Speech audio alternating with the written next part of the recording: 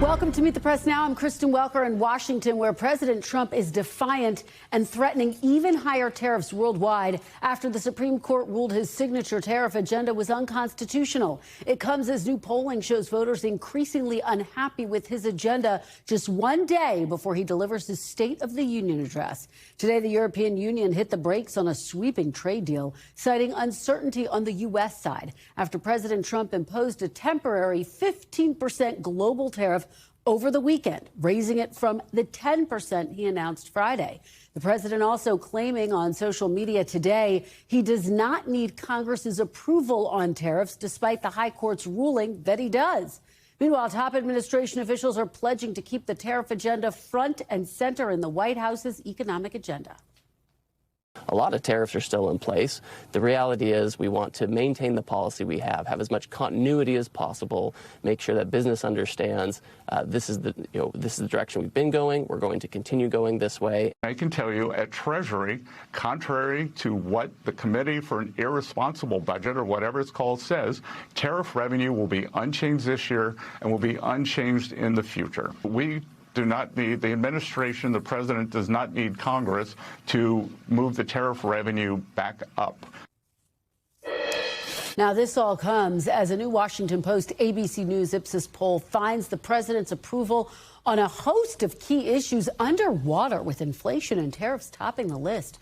His overall job approval rating at just 41% among registered voters. Voters also saying he has gone beyond his authority as president, including 72% of independent voters. The president is preparing to make his pitch to the American public tomorrow night that the State of the Union and the state of the presidency are strong, according to officials, previewing that speech this morning at a White House event focused on immigration. We have a country that's now doing well. We have the greatest economy we've ever had. We have the most activity we've ever had. I'm making a speech tomorrow night, and you'll be hearing me say that. I mean, it's going to be a long speech because we have so much to talk about. Joining me now is our NBC News team, Monica Alba at the White House. Julie Tsirkin has the very latest from Capitol Hill. And also with me is senior business correspondent Christine Romans. Thanks to all of you for starting us off.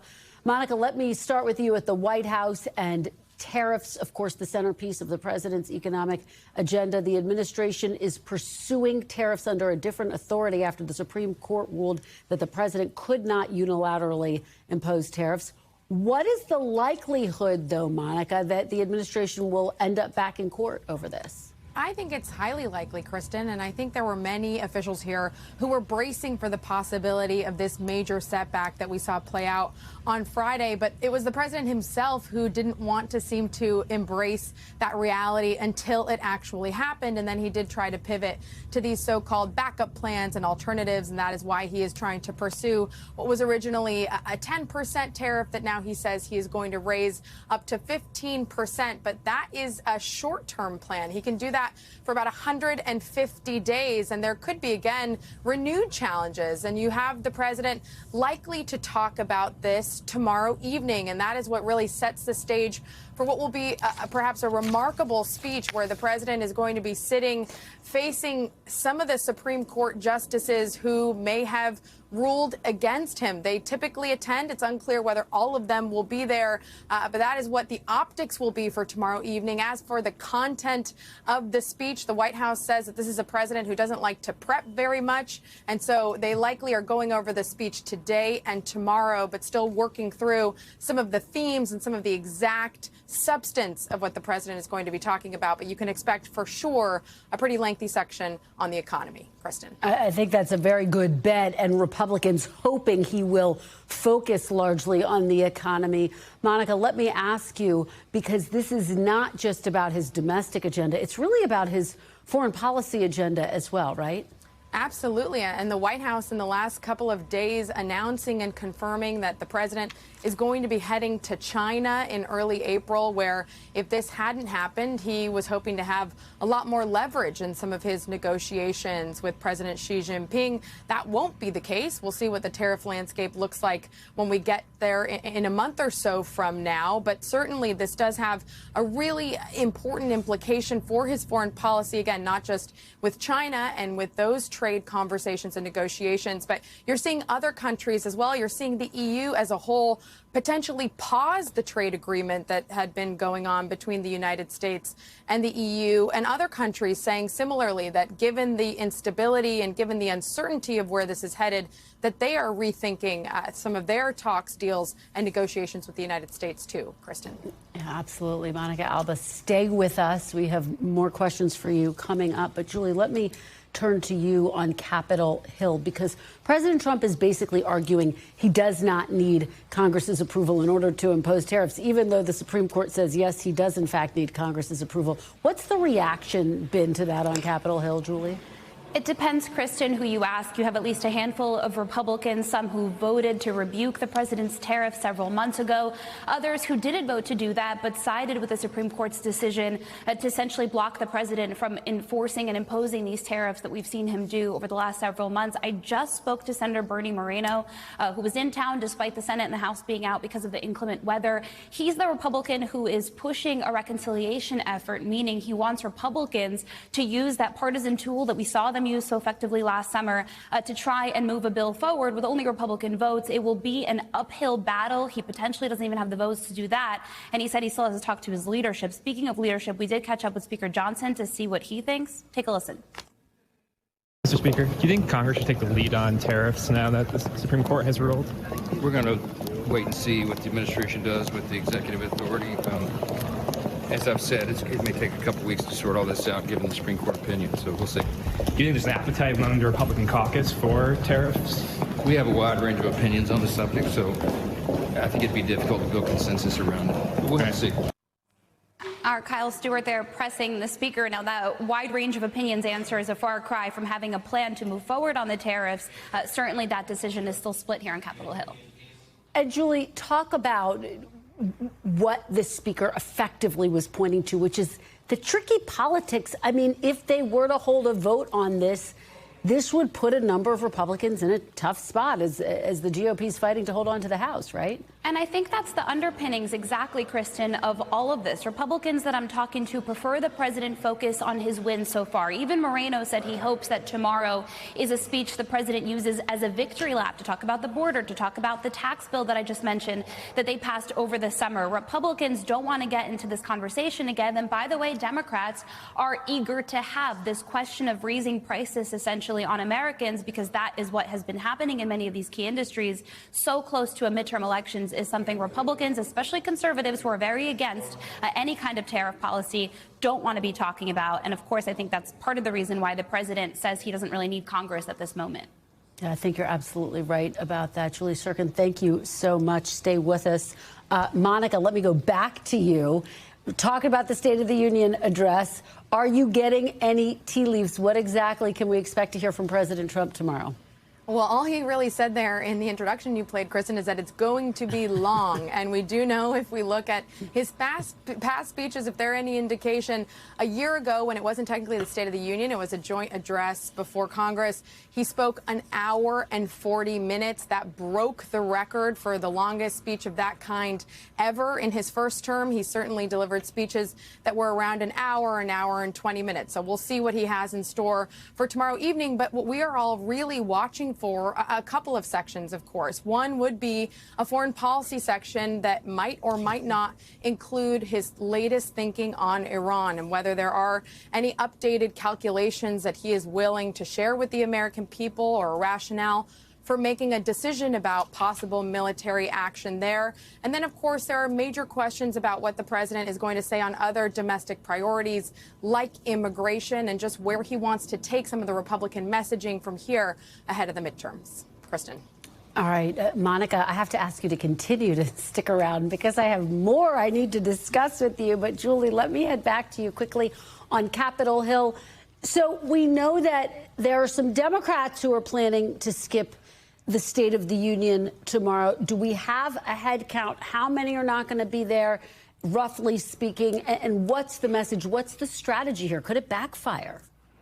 It could certainly backfire. We've seen this back and forth depending on which president is at the dais giving this speech. We've seen jeers from Republicans, from Democrats, interruptions. Last year, of course, as you heard Monica talk about, it was, of course, President Trump here. And so you had Democrats that interrupted, that jeered, that appeared rude at times when the president was there. And so I'm told that leadership is telling them to take a different strategy. They always try to enforce this idea of decorum. But I know that some Democrats who are attending are going to bring guests with them. This is a moment for lawmakers to sort of highlight their own policy avenues, in this case by bringing guests with them. So some Democrats, like Ro Khanna, for example, Kristen, is bringing a survivor of Epstein's horrific crimes. Others are bringing those impacted by the ICE immigration enforcement operations. But I'm also told some Republicans plan to highlight the issue of immigration and maybe some disagreements with the administration as well.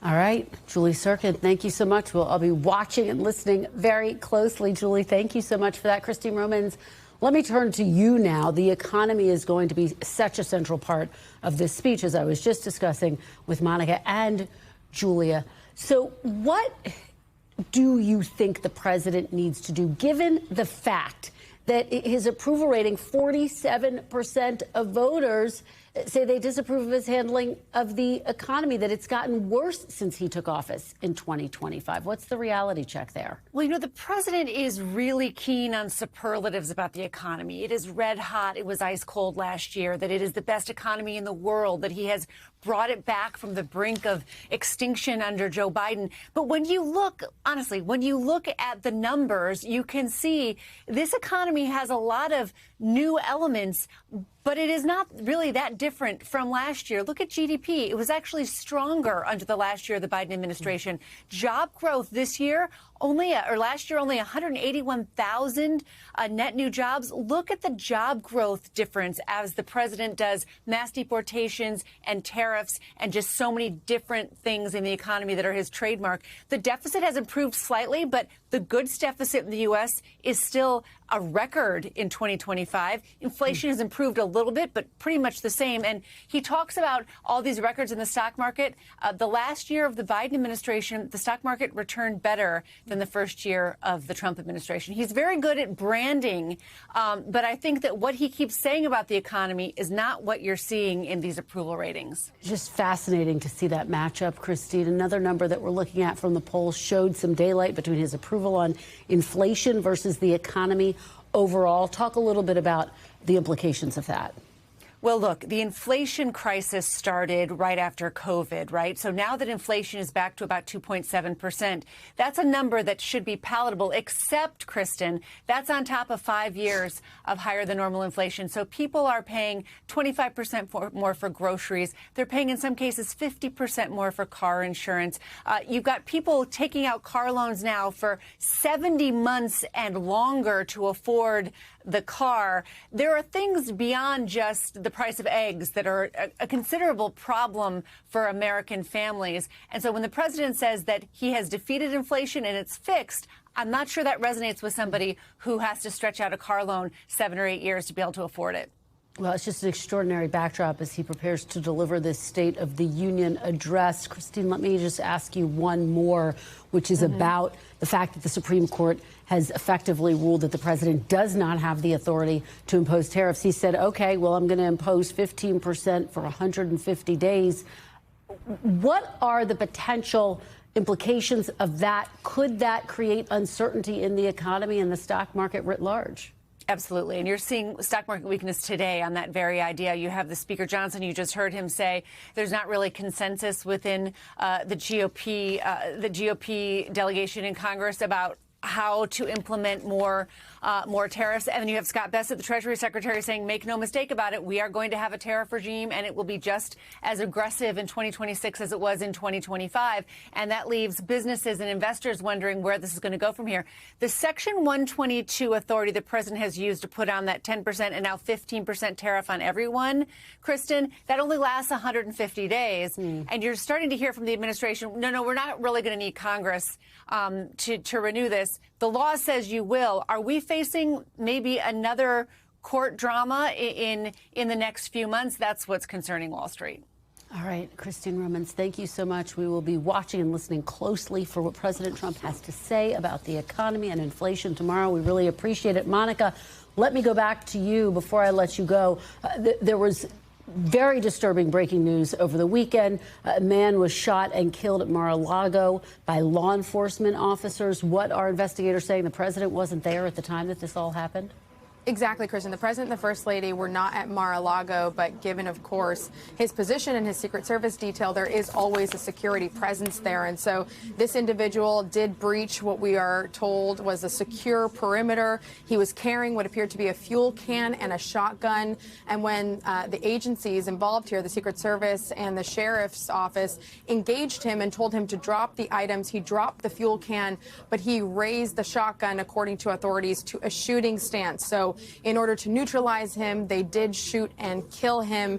And we are learning, just according to law enforcement sources, a little bit more about this individual, a young man from North Carolina, according to these sources, who had been reported missing by his mother over the weekend. And of course, Kristen, as you know, this just comes against a backdrop of an increase in political violence, in threats. And certainly the president is no stranger to assassination attempts that he saw several of in 2024.